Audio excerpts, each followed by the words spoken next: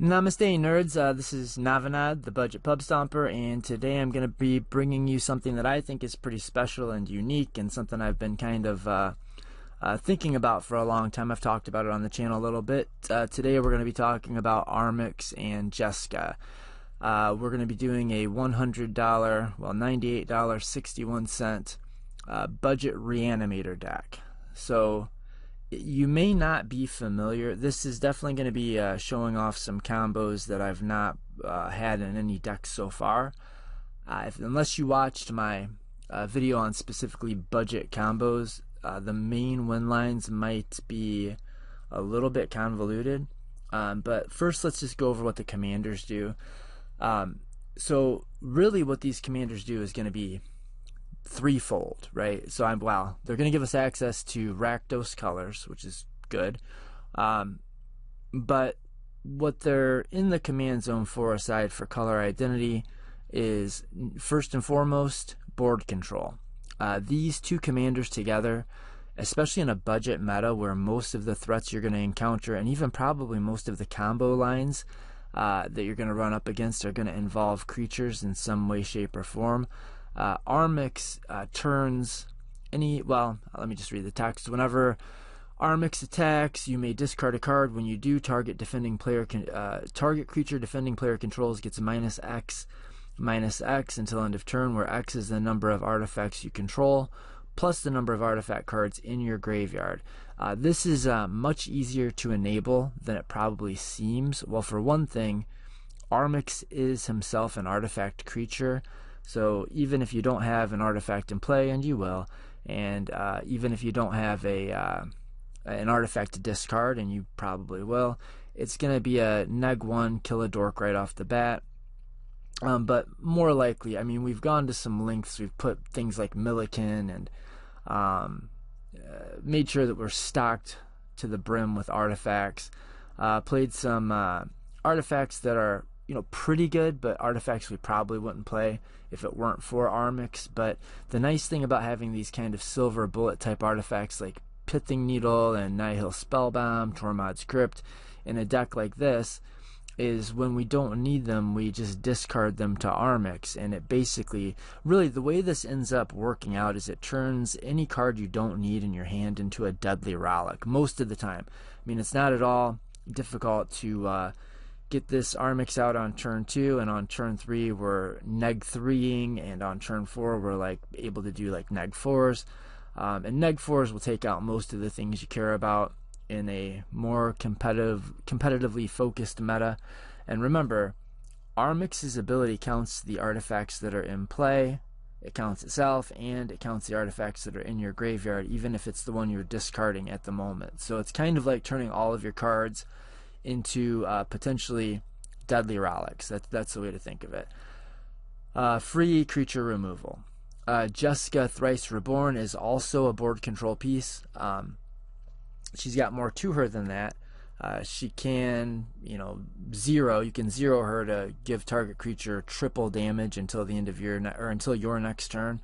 That's not going to come up too much. The main ability we're going to be using is her zero ability, and then her the main ability we're going to be using is her negative ability. So when you play Jeska, she counts how many commanders you have played this game, and she counts herself. So normally she's going to be your second commander.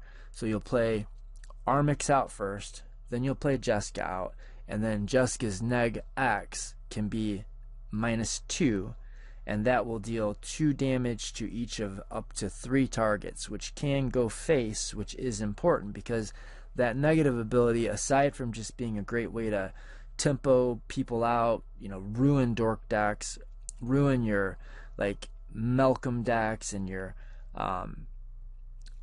Timna decks. I'm thinking budget meta. What are we running into? It's gonna ruin not a lot of Thrasios decks in that. Kinnon's a big one. Magda's a big one. Malcolm's a big one. It's gonna make it really hard for those decks to do much of anything. You'll be able to wipe if Winota's in your pod, and Winota has a bunch of little dorks in play, ready to cast Winota and get to triggering. You can wipe when notice board. This doesn't have to be when you neg her. It doesn't have to deal 2 damage to 3 different players' things. You can pick and choose exactly what you want to get rid of. And when you neg to her, when she's got 2 loyalty, she goes back into the command zone, so that the next time you play her, she's a neg. You shall have 3 loyalty, which means you can deal 3 damage to each of 3 things. So she's just like having a recursive board wipe. That's a way to think of it. But the other big advantage that she gives us in this deck in particular is that she's an infinite mana outlet. So she's kind of a combo piece or a finisher in the command zone. And so how are we going to arrive at infinite mana? Well, the main win line, I would say, now there's a number of win lines in the deck, and they are kind of interconnected, interwoven, layered combo type things as per usual with my builds. But the main, I'd say the main, probably the number 1 combo you're going to be looking to win, and it's the fastest combo, is Worldgorger Dragon. And this is one you may not be familiar with, and if you're not, it might take a bit to get your head around. I'm going to give you the kind of quick synopsis of what this thing does. So that's another thing that Armix is going to do for us. Armix, aside from just being a good control piece and giving us color identity black, it's also going to be a discard outlet. So normally if you're playing a Reanimator strategy and you kind of accidentally draw one of your combo pieces, that's a problem. But it's not a problem at all here, because if we draw our Worldgorger Dragon, we just go to combat with Armix and we use our Worldgorger Dragon to kill something, and we put it in the graveyard where it belongs. That's where we want the Worldgorger Dragon. We want it in the bin. So what do we do with it when it's in the bin? Well, we animate it. And we're going to use one of these 2. We've got a number of tutors that will get us to our reanimation spells. Mausoleum Secrets, Shred Memory. We've got the Wishclaw Talisman, which really works out perfectly with the deck just in general. We've got Diabolic Intent, which is down to $8.71. Demir Machinations, we'll find our 3 mana version. So it's kind of nice that we went 2 mana and 3 mana with our main enchantments that we're going to use on Worldgorger Dragon. Suffice to say, we're going to find a way to bring Worldgorger Dragon back into the battlefield, but it has to specifically be an enchantment. So we're going to need one of either Animate Dead or Necromancy, or again a tutor like Wishclaw, to get us to either Animate Dead or Necromancy. So the way this is going to work is if we've got Worldgorger Dragon in the graveyard and we cast Animate Dead on Worldgorger Dragon, our Animate Dead targets the Worldgorger Dragon. When we do that, we want to tap our lands and whatever mana sources that we have available and float the mana. And then the Worldgorger Dragon is going to enter the battlefield. But when it does, it's going to exile all other permanents that you control, including the Animate Dead that is keeping it in play. And your lands and your mana producing rocks. So it's going to exile all your other permanents, but when it exiles the animate spell, the Animate Dead or the Necromancy that's keeping it in play, because that Animate Dead gets exiled, the Worldgorger Dragon leaves the battlefield. It goes back into the graveyard. Well, when it does that, all of your permanents come back into play, and it's just a rule, a basic rule of the game, that when permanents enter the battlefield, unless it says otherwise on the card, they enter untapped. So that means that all of the mana rocks and the lands that you just tapped to float the mana, when you cast your Animate Dead, when the Worldgorger Dragon enters play and then leaves play, all of those will come back into play untapped, and the Animate Dead is going to come back into play. Well, the Animate Dead, when it comes into play, it's looking for a target, and you can target the Worldgorger Dragon with it. Again, you don't have to, but you can. So you're going to animate the Worldgorger. The Worldgorger comes into play, and it's going to phase out or temporarily exile your Animate Dead, which is going to send it back into the graveyard, which is going to bring your Animate Dead back into play, and you're going to target the Worldgorger Dragon with it again. But when you do that, you're going to tap all of your mana sources, all of your lands, all of your rocks, and float the mana. Then the Worldgorger Dragon comes into the battlefield again, and then it exiles the animate spell that's got it out of the bin, and then it sends itself back into the graveyard. So it is being animated by the animate dead, and then when it enters the battlefield, it is getting rid of the animate dead, which lets loose of it, so it goes back into the graveyard. But when it does, it brings the animate dead and all of your other permanents back into play. Now the animate dead you choose a target for. It can be Worldgorger, it can be something else. So what you're going to do is you're going to be tapping all of your mana in between on each iteration of this Worldgorger Dragon leaving and returning and leaving and returning, you're going to exile all of your permanents that produce mana, and you're going to make infinite mana. Now, at some point, so you have to make sure that there is a creature in a graveyard. It doesn't have to be your graveyard. It can be your graveyard. There has to be some creature in some other graveyard while you do the Worldgorger Dragon loop in order to stop the loop. And that's another good thing about Armix, is you can use it to throw another creature into the graveyard if you don't have another creature in the graveyard, or you can kill somebody else's creature so that you have another viable target for the animate dead. So let's say you've got 4 mana producing things in play, and you're using one of your animate spells to cast on the Worldgorger. You're tapping your other mana, you're bringing the Worldgorger Dragon in, it phases everything out, the Worldgorger Dragon leaves, all your things come back into play untapped, you tap them all again, so on and so forth. And so you're going to net infinite mana until you call a number, say, okay, I make 1,650,000. That's got to be the number exactly. Don't forget that number, 1,650,000. No, it doesn't. I'm just kidding. But on this the last time, once you've made 10 billion mana, you will cast the animate dead on another creature, and you just bring it into play, and now you've got infinite mana. What are we doing with the infinite mana? Well, we are going to either, if Jeska's in play, we're going to negative the Jeska. Let's say she's in play with 3 loyalty counters. We're going to -3 the Jeska, putting her back into the command zone, dealing 3 damage to each of our opponents. We're going to use our infinite mana to recast Jeska. Now she'll have 4 loyalty counters because she counts every time a commander has been cast by you. So she'll come out with 4, and you'll neg X her again. You'll neg 4 her and deal 4 damage to each of your opponents and put her back in the command zone. And now you'll use more of the infinite mana to cast her again, neg her, burn everybody's face, put her in the command zone, use your infinite mana to cast her again, and again, and again, and burn the table out. So that is the Worldgorger Dragon combo, and I think especially in a budget world, these are a really good, this is a really good partner pair to use in order to kind of get the maximum efficiency out of this, not just animate or reanimate strategy, but specifically the Worldgorger Dragon strategy. This deck is going to play sometimes very fast. Like, even in budget, you'll just sometimes have it. You will just kind of accidentally win turn 2, turn 3 with the deck. It's not that uncommon. But more of the time, you're going to use these control pieces to control the board. You're going to take out all of your opponent's dorks. You're going to kill all their 1-nota attackers. You're going to make people not even want to cast their commanders, because either of these two are going to be able to take care of most commanders. So it really can feel oppressive depending on the meta and depending on the pod you find yourself in.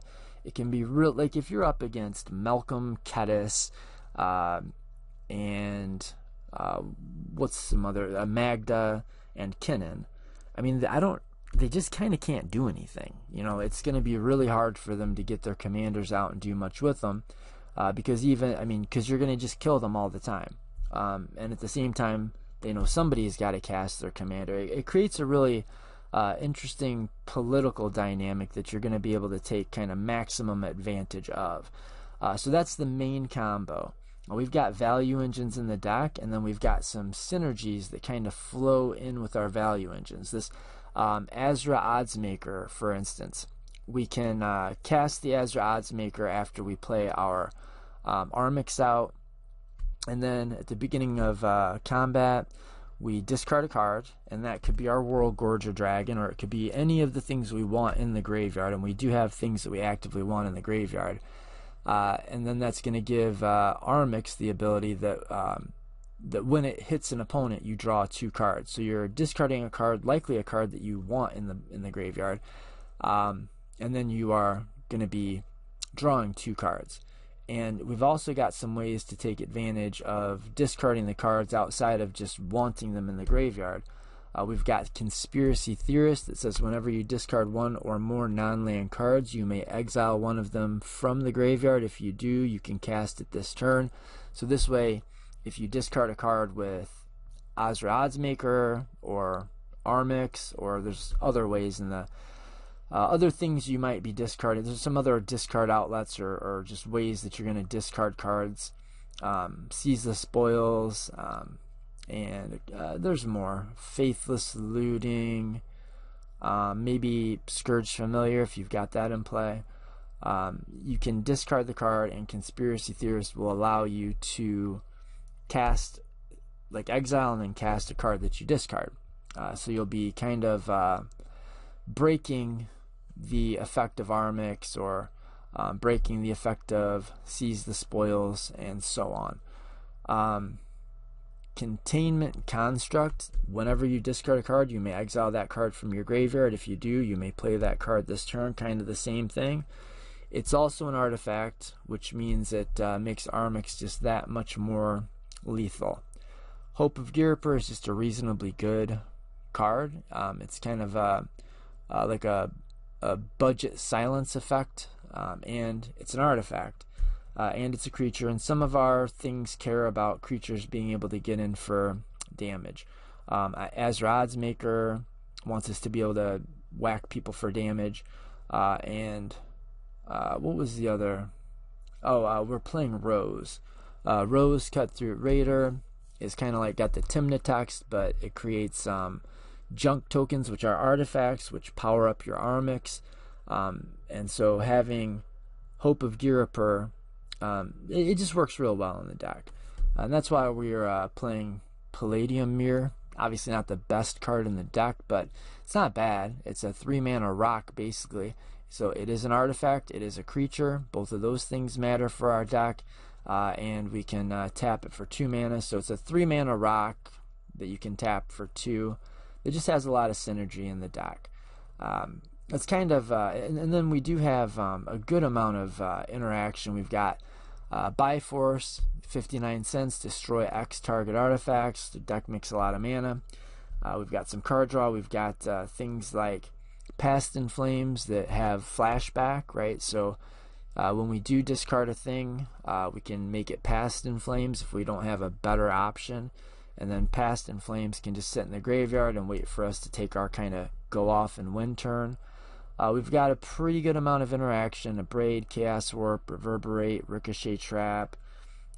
Shred Memory can actually be a pretty good piece of interaction. If other players are playing graveyard strategies, and in my meta there's lots of it, removing up to 4 target cards in a player's graveyard, I mean that can basically just take them out of the game if they're on a strategy kind of like ours, but maybe a little bit more linear.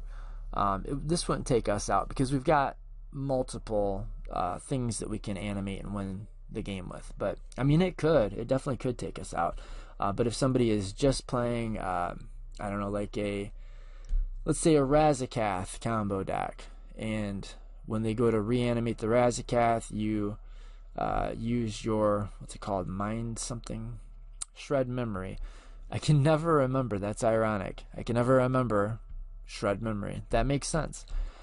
So yeah, you can use Shred Memory to exile their Razeketh in response to them trying to animate it.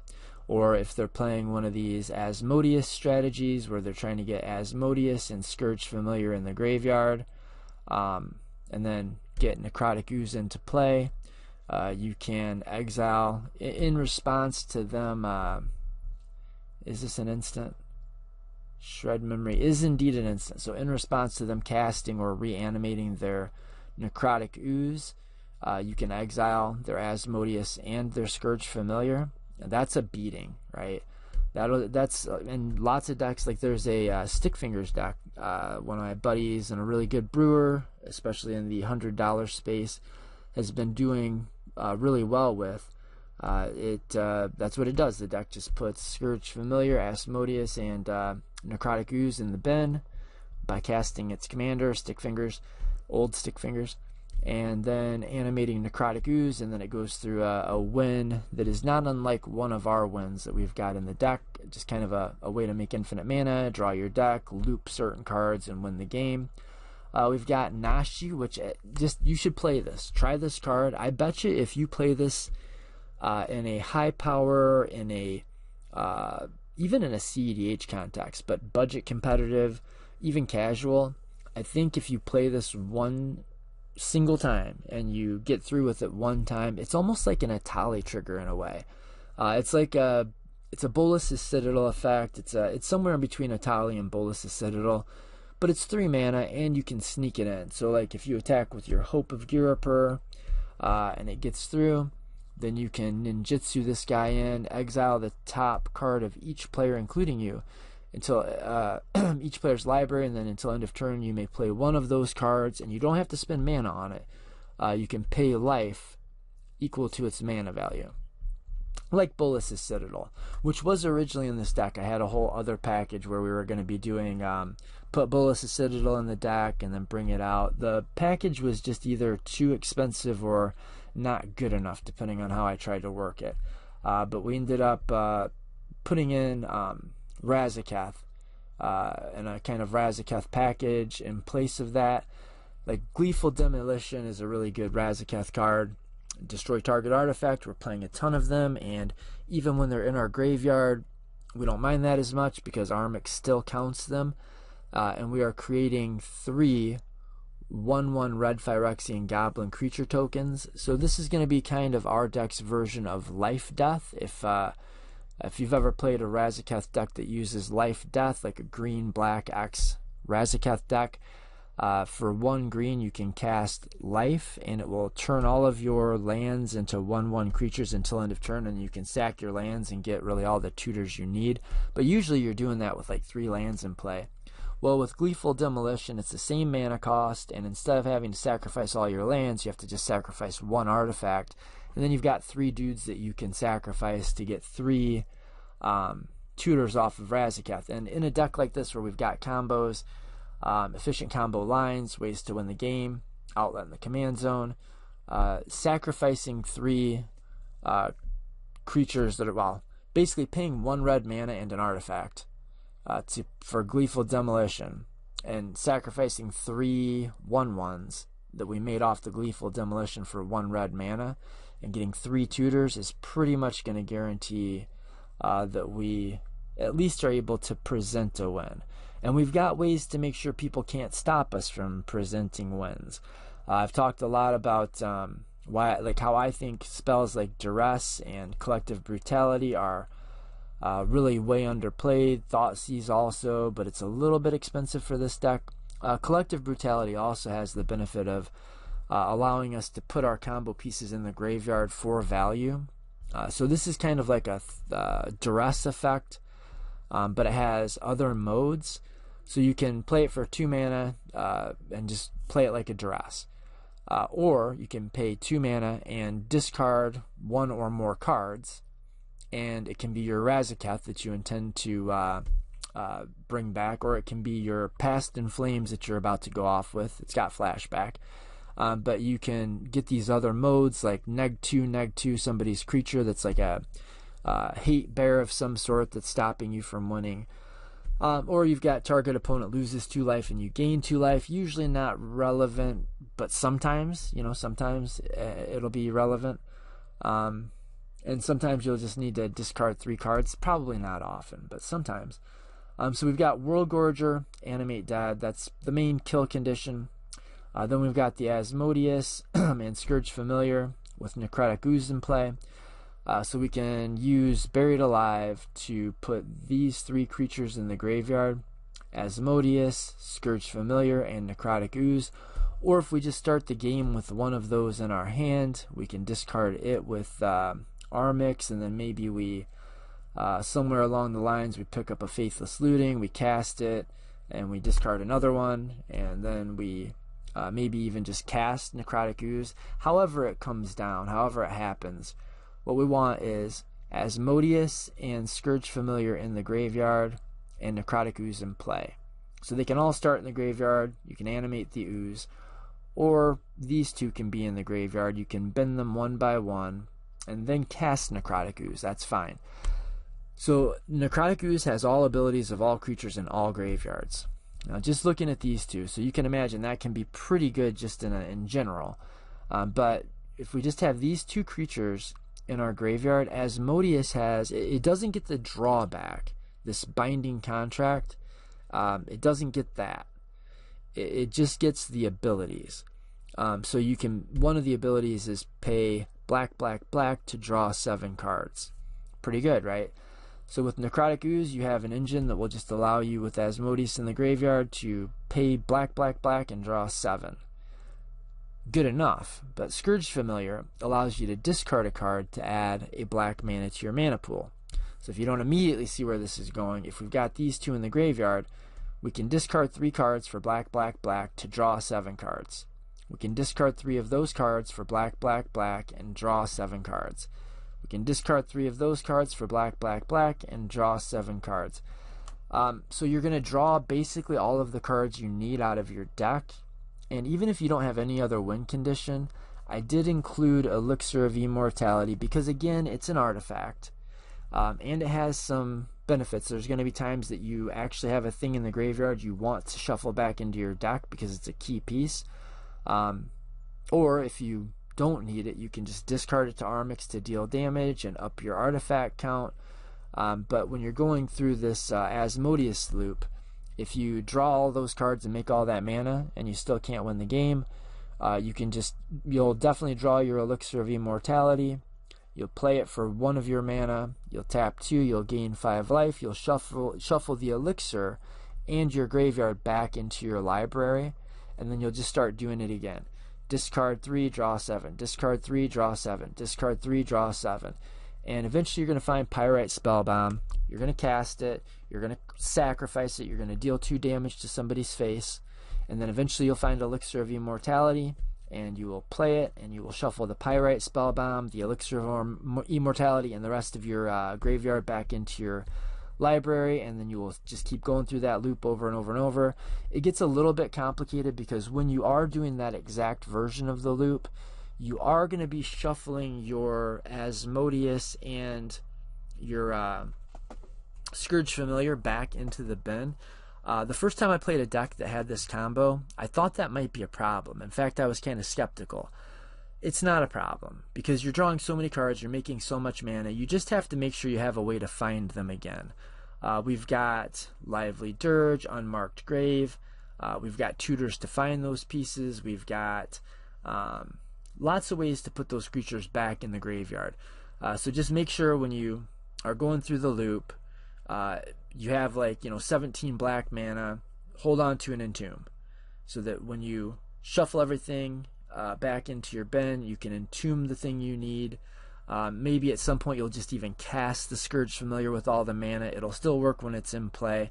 It's something you're going to have to probably play to understand, but it works. It's fine. It's not an issue. You don't need to take any special preventative measures to make sure that it'll work. It'll work. The cards that we need to make it work are in the deck already. You just need to make sure, even just think of it like this, as long as you have a Buried Alive or you have a tutor that will find Buried Alive, and remember you're drawing your deck as you go, so as long as you hold on to one of those pieces, just don't discard your Buried Alive. When you get to 28 mana and you're shuffling your graveyard back into your deck, just make sure you hold on to Buried Alive or Demure Machinations, and you get your Buried Alive, you cast your Buried Alive, and then you put the creatures that you need back in the graveyard, and then you continue the loop. It's not an issue. Final Parting will do it. Lots of cards in the deck will do it. Nothing to worry about. So that's kind of the bread and butter. And then we've got this Razeketh, which we talked about a little bit already, we've got 18 creatures in the deck. We've got ways to make more creatures. We've got expendable dudes. And we're a reanimation strategy that is a combo deck, so why not have a Razeketh? If we open the game, if our starting hand has, I don't know, just an Entomb, well, not even. If you have Entomb and an Animate Dead, or you have Razeketh just in your hand with an Animate Dead, you can just immediately use Armix as soon as he's attacking. You can use Armix to bend the Razeketh, bring the Razeketh back into play, and the deck is built in such a way that once you get your Razeketh in play, it's going to be pretty hard to lose the game. Not saying impossible, but it's not a combo, but it kind of is, right? It's it's a combo. It's not a combo. The com doesn't blow at all. The combo is quite good. It's a combo enabler, right? It assembles your other combos. Then we've got, I guess, a couple of the lands are worth mentioning. We've got a pretty decent little mana base. We went up a little bit on lands from where I normally am, just because we don't have the rituals and the mana dorks that we might have in other colors. But we've got a pretty good. We've got a couple of the artifact lands, again, just to kind of increase the power of Armix and also to turn our Spire of Industry on.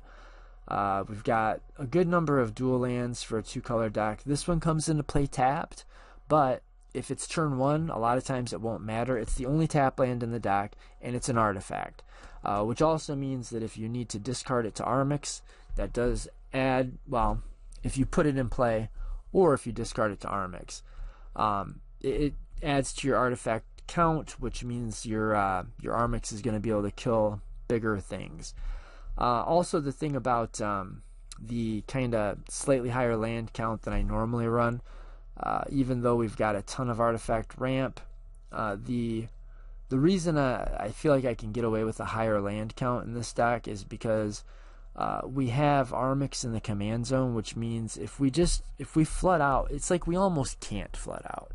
Because if we flood out, then those are the cards that we're going to pitch as our... So then those are going to be our deadly relics. Every land that we draw that we don't need turns into a deadly relic. So why not play a couple extra?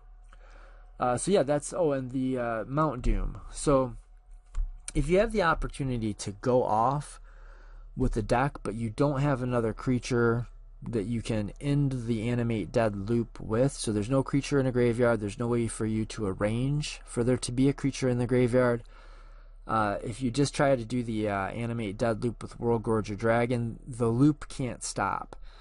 So unless you have a different, like a non-Worldgorger Dragon creature to animate with the Animate Dead, the game is going to end in a draw.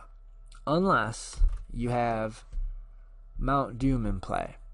If you have Mount Doom in play, you don't necessarily need access to another creature to animate, because Mount Doom has this ability of pay 3 mana. Remember, you're making infinite mana. Tap it, deal 1 damage to each opponent, and when it comes back into play during the Worldgorger loop, it comes into play untapped, so you can just continually do that over and over and over. So that gives you an out to somebody, basically it gives you an out to not having access to another creature, so you don't accidentally, so you have an option to avoid throwing the game into a draw. I think that's about all I have to say about the deck. We're right about on track at 33 minutes and 50 some seconds.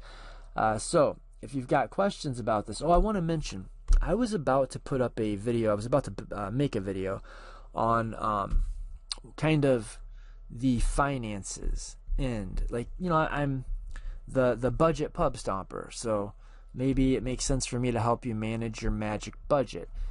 So I've been doing a lot of orders today, so I thought maybe I would do a video on some of these things that I'm buying that I think you ought to be buying too. Volatile Stormdrake, like a lot. I mean, this is basically Gilded Drake for $1.49. We should probably be buying those. Shifting Woodland is like just way too good to stay at $3. 6 is busted, and I've got a whole videos where I spent a chunk today. I thought today was a really good timing. Spent like $100. But this isn't that video. If you're interested in seeing that video, let me know in the comments below. I'm happy to help you spend your money. Yeah, but I guess that's it. If you're not interested, then tell me that that's just not what you signed up for and you'd rather see more budget pub stompy, explicitly budget pub stompy content. But that's it for Armix and Jeska. No, Jeska Armix, budget Reanimator. This is Navanad, the one and only budget pub stomper. Word to your mothers, may the force be with you, and whatever else I normally say. East side until I die. I think that's one of them. Well, I mean, yeah, that's for sure one of them because I am on the east side and someday I will die. East side until I die. Word to your mothers, and Namaste, nerds.